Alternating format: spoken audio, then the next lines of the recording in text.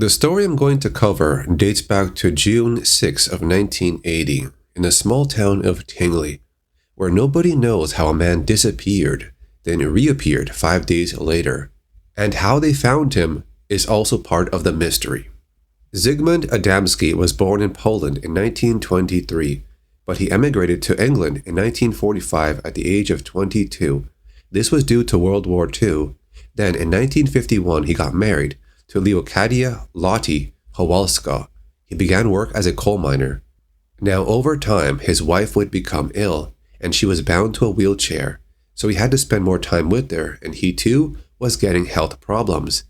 Ziggy had problems breathing, which was from the coal dust in the mine, but he was off work for several months at this time.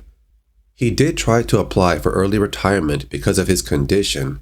At first, his request was rejected, but later, that decision was overturned. But a letter about this would arrive at his home after he disappeared. Ziggy's goddaughter was getting married soon, so there was a lot of pressure on Ziggy at this time.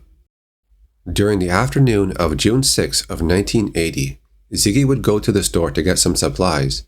He was only going out for a short time, but then he never came back. The family would notify police and they began a search for him, but there was no clue of what happened to Ziggy. But 5 days later, on June 11th, a body was found by Trevor Parker. He was a co-owner of a coal distribution center near the train station of Todmorden, and this was about 30 miles away from Tingley. He said the body was located at the end of an isolated trick dirt track. You could only reach this area by car, and it was difficult on foot. A police officer would show up. His name was Alan Godfrey. Upon finding the body, he says it was wearing a suit. His shirt, wallet, and watch were all missing, and it looks like his hair was cut.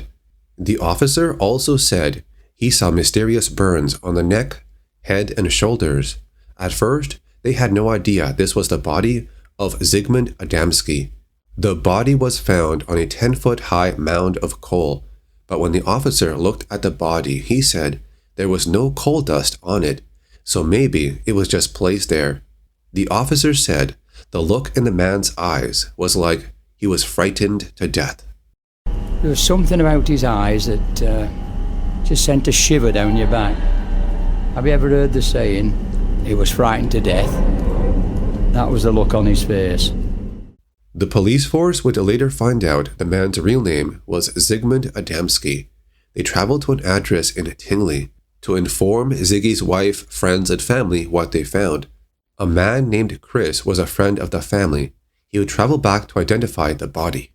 The coroner who examined the body, James Turnbull, said some of the burns on Ziggy's body was treated with some strange ointment that could not be identified by forensic scientists.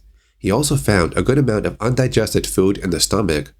They also checked many hospitals to see if Ziggy was treated during those 5 days he was missing, but nothing turned up.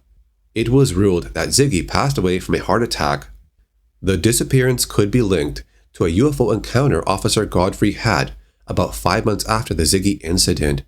This happened less than a mile from the same coal yard his body was found. He stumbled across an unknown object in November of 1980. It wasn't something that I'd never seen before. It was hovering about 5 feet off the ground, as I could see under it. It was diamond in shape. It was approximately 20 feet wide and 14 feet high. I got to 20 yards, and there it was, hovering, spinning anti-clockwise. The leaves and twigs were all swirling clockwise. He then gets on the radio, but has no signal, so he sketched out what he saw. But then he saw a bright light, and the object was gone. Some time later, he was called into the chief inspector's office, and sitting in a chair was another man with a file on his knee.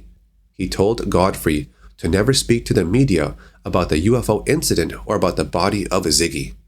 But after retirement, he wrote a book, and in his own words, he goes into detail about both those cases. The book is called Who or What Were They? Those eyes were staring up at me. I was looking down on him from a foot away. Those eyes sent a shudder down my spine. They were wide open. He had the look of someone who had seen something or someone that had scared him to death.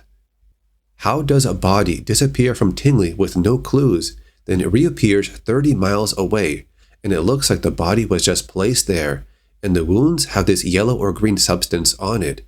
And to this day, this case remains a mystery.